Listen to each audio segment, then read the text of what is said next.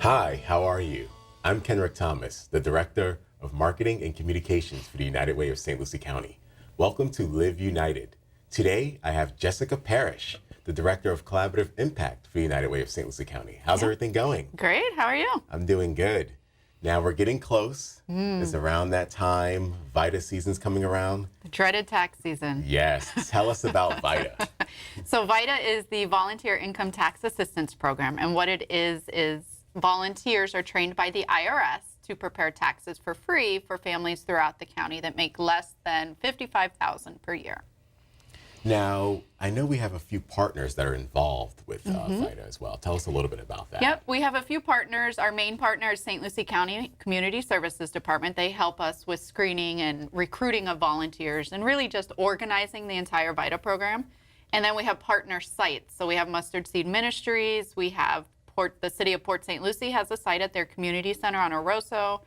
IRSC has a site, and then we also have the Fort Pierce Library this year is our new site at the main branch, the Kilmer Library. That's great. I'm really happy you came on to talk about this because each month, we like to have our funded partners, even talk about our programs and how it impacts the community.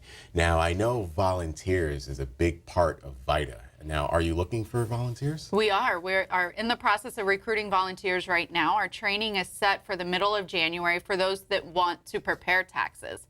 But we also have other opportunities where volunteers could be a site coordinator to help coordinate the activities, or even just a greeter to greet the clients that are coming in, check them in, and maintain the wait list of all the people that want their taxes prepared. That's good. Now, if someone's watching this and they want to become a volunteer, what is the step they have to take? So they can contact St. Lucie County Community Services, and they will pre-screen them and collect their information. Their phone number is 462-2857, and they can ask to speak to Kathy Allen. That's great. That's really good. Now, what's the process after that? So if they're interested in actually doing taxes, preparing taxes, and they don't have to have any tax experience leading up to this point. So they could just be a volunteer that's interested in helping somebody out. They'll attend a week-long training that'll be held at IRSC in January. Well, they'll go through all the tax laws, the tax law changes, and the entire system. And then in January, we bring everybody together so they can meet their site coordinators. They can select the site. They can select the dates and the times they would like to volunteer. It's not necessary that they volunteer every day that a site's open. It's really at their schedule. And then all of our sites open the first week in February.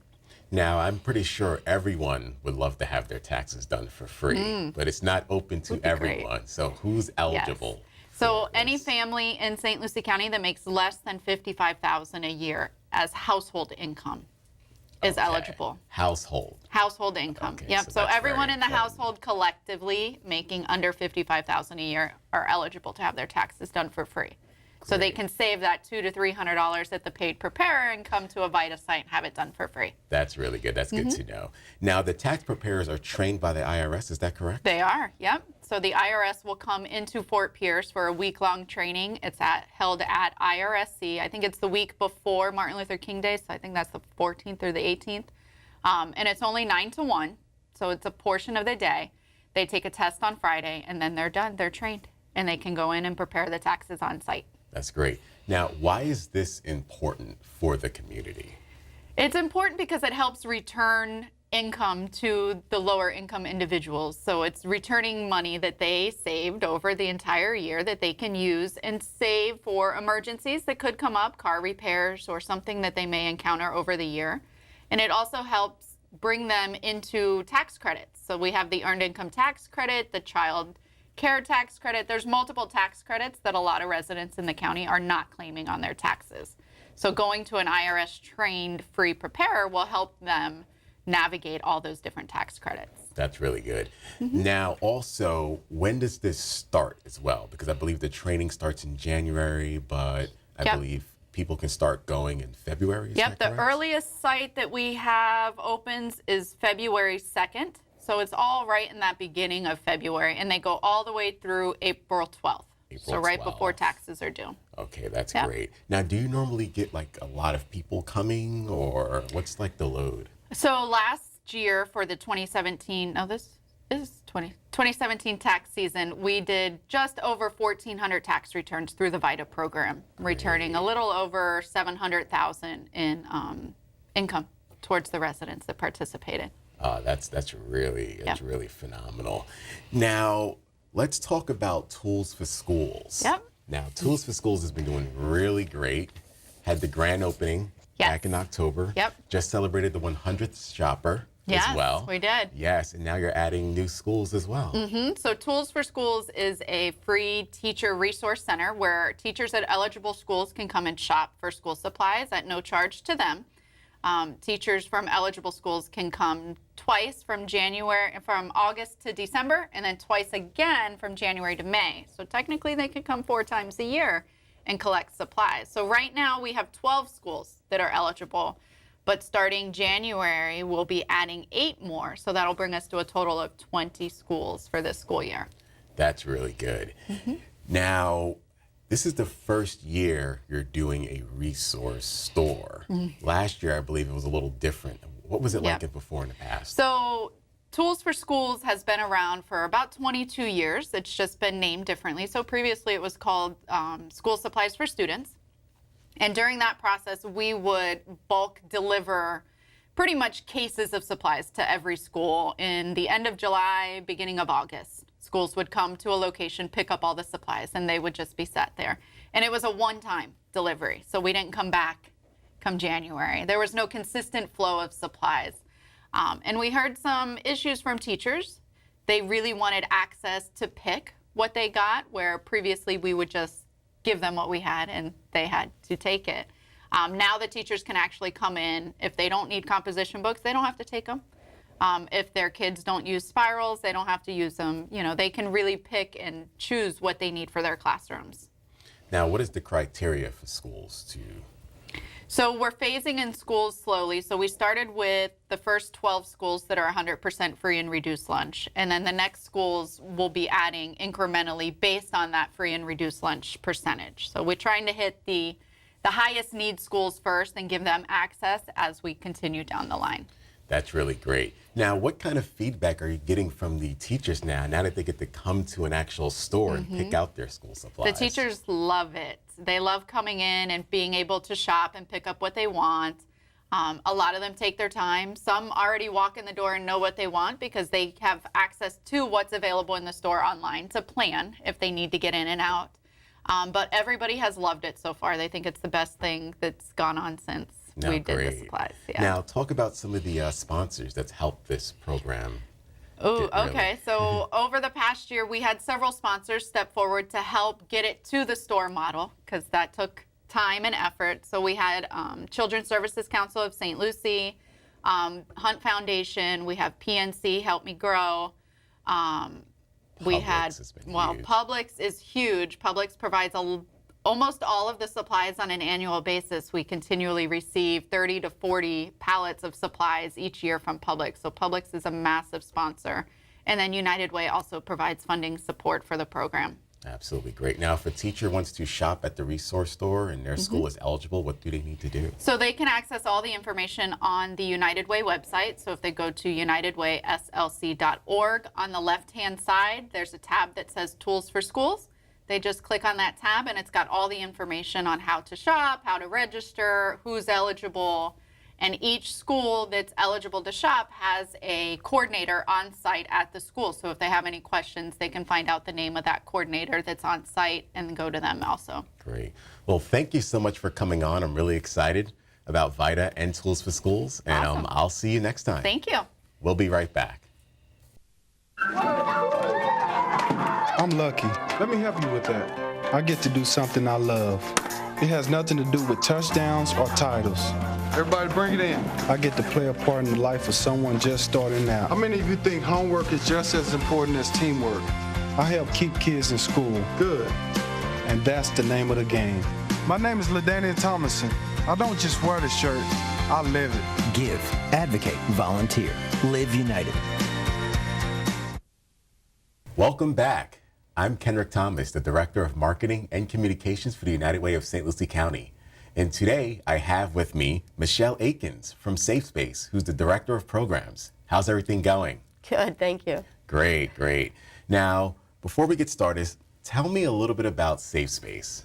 All right. Well, actually, it's exciting. Next year is actually going to be Safe Space 40th year. Wow. Yeah, we've been in operation a long time. Yes. So we will, I'm sure we'll be doing some celebrating and letting the community know how long we've been partnering with them. So we're the only certified center in the Treasure Coast. We actually operate under the coalition, the Florida Coalition Against Domestic Violence. They are the ones who certify us. So we're the only one in the Treasure Coast that services the domestic violence victims of intimate partner. Great, great. Now, how many people do you serve a year, roughly? I can tell you last year's statistics. We served 223 women in our shelter and 259 children in the shelter. The total population that we served, because we do have outreach programs, was 2,869 people. Wow, that's really impactful. Yeah, it's a lot. What programs does Safe Space offer? All right, so the first thing that you would be offered is our crisis hotline, which operates 24/7. We have advocates who answer the hotline. The first thing they're going to say to you is, are you in a safe place to talk? Because often victims will call and they might be right in the middle of the violence, and we're not sure that it's a good time to talk. We're always asking them, is that a good time? You know, is it a safe time for them to talk? And and the hotline, we'll sit there and assess with them what's their situation, what's going on, what are their needs, especially doing a risk assessment of what's either immediately happening, has been happening. As you know, domestic violence is often underreported, and they might just now be telling, but it's been going on for years. So we try to get kind of a big picture of where they're at right now and what they might need. Not everybody wants to come into shelter. I think a lot of people think that if the violence is so bad, they just want to escape and get away. But that's not necessarily true. They might be calling, just deciding whether it is time. So after the hotline, whether they're approved for shelter or not, then we'll make the appropriate referrals. If we think that they need outreach services, there's an outreach advocate in every county. We've actually partnered with other agencies to have offices in the different counties so that it's a safe place for any victim to come and meet with an advocate. We have rural advocates. So rural is a very underserved population, as you know.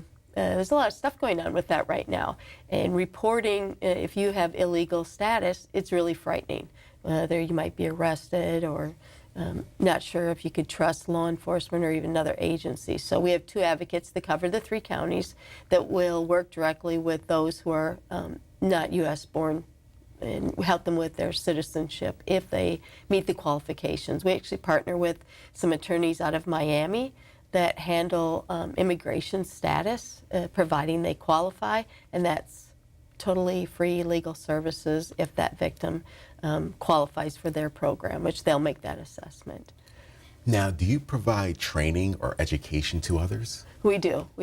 And they just have to reach out to our agency. We partner with a lot of other agencies, Department of Children and Families, community-based care, law enforcement, health departments, hospitals, schools, anybody who is looking for something with domestic violence. There's other programs we offer. Do you want me to go back to that? Absolutely. Okay, so besides the rural advocates, we have an Invest advocate. So that's an enhanced program, and it's meant to serve those victims who are most high risk, like somebody who's pregnant, she's been strangled before, he's got criminal history, he's got used a weapon like a gun, and there's been prior altercations. We know those victims are the highest risk of a fatality. So we have an advocate that will work specifically with law enforcement and that victim to get them enhanced services to identify the risk and safety plan with them because we're trying to reduce our fatality rate throughout the county.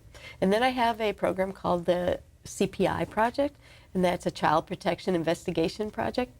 The whole purpose of that was the Department of Children and Families saw that one of the #1 reasons they were removing children was from domestic violence.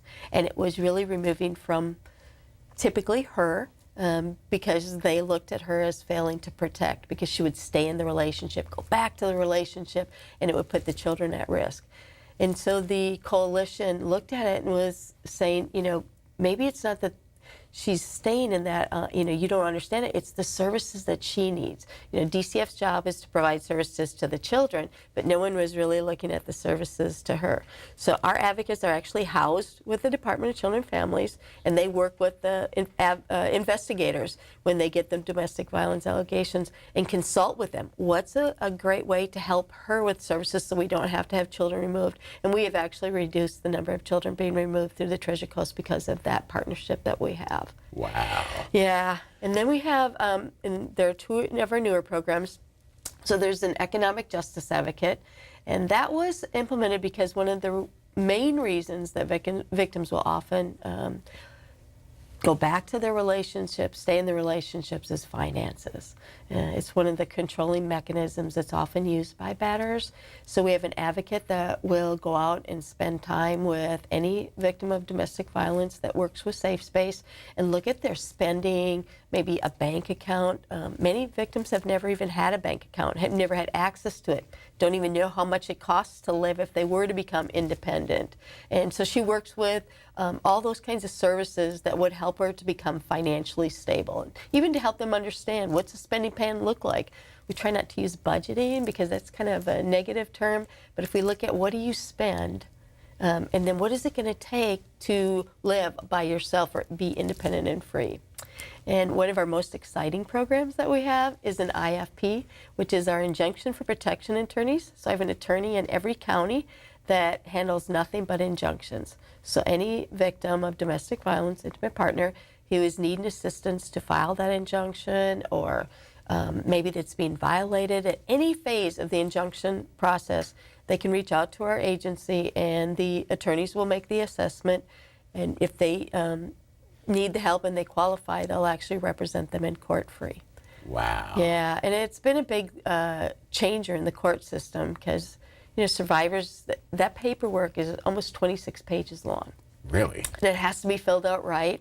And no one at a courthouse obviously can help them with them or tell them what to fill in or what to not to. So it was very complicated. It's overwhelming if you have children because you have to fill in where the children live, who are the parents of the children. So having that, we're seeing a change in the court systems and those injunctions being granted because you can read them. It comes from a legal basis. Often victims write from an emotional standpoint, and so maybe they're not hitting all the legal things that a judge would need to approve that. So it's really helpful, and we're getting feedback from victims how awesome it was to have that attorney standing there representing and fighting for them, because before they had to do it on their own. So they had to speak and they had to represent themselves against the batter, which is a very frightening experience. Yes. Yeah, scary. So it's really been, we've only had it just a little over a year now, and have made a huge dent throughout the Treasure Coast to have those attorneys. Wow. In there. Yeah. Now, I know you have a few upcoming events as well. We do. We have February, we're doing a walk a mile. Even though October is the Domestic Violence Awareness Month, it's also cancer awareness, and so it's kind of hard to plan activities for people to go to because there's so much going on that month. So February is teen dating awareness month, and it's also a relationship. So we're actually planning our walks throughout the county. Every county will have a walk that will be doing that walk a mile in her red shoes. It's probably where you see the men walking around in red high heels. Some of them are very gifted, walk better than some women I know in heels. So that's our big event that's coming up. And if you go to our Facebook page, it'll tell you the where, the when, and how to get involved with that event. That's great. Yeah. Now, can someone volunteer at Safe Space? Absolutely. We use volunteers in a variety of ways, and we have a coordinator that would work with them to see how they would best fit the agency's needs. And all they'd have to do is call our administration office and share that they would like to partner with us and be a volunteer. Now, what are some of the things volunteers normally do at Safe Space? Well, right now we have a thrift store, and I'll tell you a little bit about that, and that's one of our big places you volunteer. So the thrift store is located right in Port St. Lucie. It's kind of the middle, so that we're represented through every county. And in the thrift store, one of the main functions of the thrift store is to provide services and goods to our victims. So say a victim came into the shelter, she's getting ready to leave, she's got housing established, she can go to our thrift store and shop for beds, dressers, home goods. We have clothes there, so say she was going to go on a job interview, she didn't have much, she could go get clothes there to fit her need of her work or whatever she needs, and that's free to every victim. So it is run primarily by volunteers. You can imagine the donations to the Treasure Coast that come there. It's enormous amount that we're so grateful to have, because it really does help the victims, and it reduces their budget if they don't have to buy a bed or mattresses or even house goods to get them established in their first journey forward. That's great. Yeah. Now, if someone wants to donate to the thrift store, what do they need to do? All they have to do is call our thrift store, and depending on what it is, if it's something that the thrift store would help pick up, because we do have a delivery truck, so sometimes we go and pick up things, or you can always drop things off at the thrift store, because it's open, I think, now 6 days a week again. Wow, that's a lot of days, too. That's really great. Yeah, and they have sales all the time. It's a wonderful place to shop. We get great donations in there. That's really good. Yeah. Now, how impactful is Safe Space? It's huge. Because we are the only certified center in the Treasure Coast, there's nobody else providing a service for victims of intimate partner violence. And if you've ever worked with somebody, it really touches every life. It's not a economic situation, it's not a culture, it's not a religion, it's not a race. It affects everybody. There's probably not many people that I don't encounter, or anybody who encounter, who hasn't had somebody be a victim of domestic violence. It's been a silent thing that we've, underreported, because it was always kind of kept at home. There's still kind of some shame to it, unfortunately, that people look at. There's a lot of judgment to victims, so it's really scary to come forward and talk about the violence. And they will look at him often like, why did you stay? And instead, we don't ask, why did he continue to hurt her? And that's really the message we're trying to change, is not putting it on her, but holding the batter accountable, because his change of the behavior is what it would take in order for that relationship to be a healthy relationship. Now, if someone wants to reach out to Safe Space, how can they get in contact with them? They can reach out through our Facebook page. We have a web page that they can reach out to. They can call our admin office. But if you're a victim of domestic violence, then we ask you to call our hotline, because that is a private line. It's protected. Everything they say is protected. Nobody else has access to it. And that's the line we're going to safety plan with her and really look at what is her needs, how can we best assess her, especially if she needs shelter and fleeing. And to let her know all the needs that we can fill.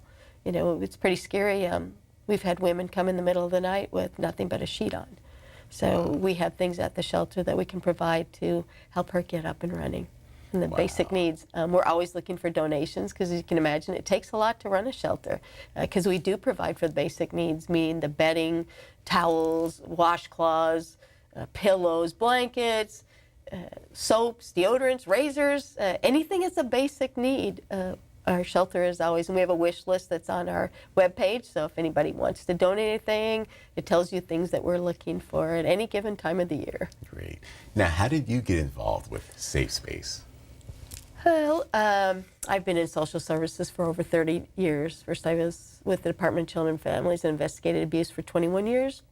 Then I was on the state child death review committee, and so I've always had interaction with domestic violence, whether it was the victims or the agencies. And I retired from the state after 30 years of services, and there happened to be an opening. I knew Jill Borowitz, who's our CEO, and she reached out to me, and I took the job, and it's probably been the best experience of my life. Great. Yeah. And you're the director of programs there. I So am. what does your job entail? So I run the domestic violence shelter. So it's overseeing the shelter, the advocates that work there. I have a child advocate there as well. So when the children come in, we're also working on programs for the children, because to change the cycle is to really hit those little people.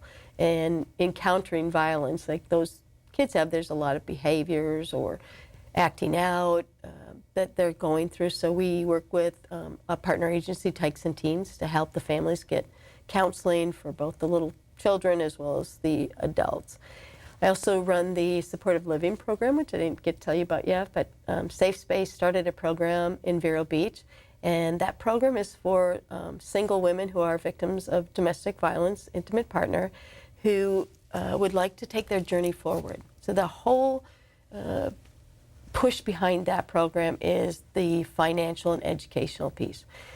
Women who are single and don't qualify for any services, so say they don't have any children or they're not of age to get their retirement or any other benefits, there's nowhere to refer them for housing or other programs. Whereas women with children, there's a place to refer them. So women who didn't have and didn't qualify often went back to their abusers, and that makes them the highest risk for their fatality.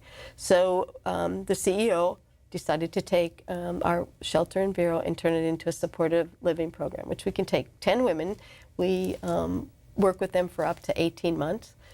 They'll work on going to college, they're getting jobs, they're moving their careers in a whole different level, and we work a lot on the financial piece, saving their money, how it's going to look to get into housing by themselves so that they can be independent and free. Wow. Yeah. So why is Safe Space important to the community? It saves lives every day. And if that's not important to this community, I don't know what it would be. Because to know when that victim comes in and she tells you the horrific story of what she's encountered, knowing that today she got to shelter and she's safe and free, and it's the most rewarding job you could ever imagine having, to know that you did make a difference. I can just imagine. Now, is there anything else you want to add? We do offer support groups. Okay. Again, you just have to call our hotline, and that's Survivor Helping Survivors. So every county has a support group just for those who have been victims, to help them build a network, to look at things that could assist them in what's happened in their lives, what, like red flags, what are risk factors, how do I move forward?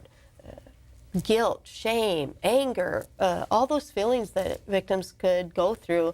And it's a network that we're trying to build so they realize they're not the only one, and try to take away that stigma, which has really been great. We also get law enforcement reports, which is required by statute.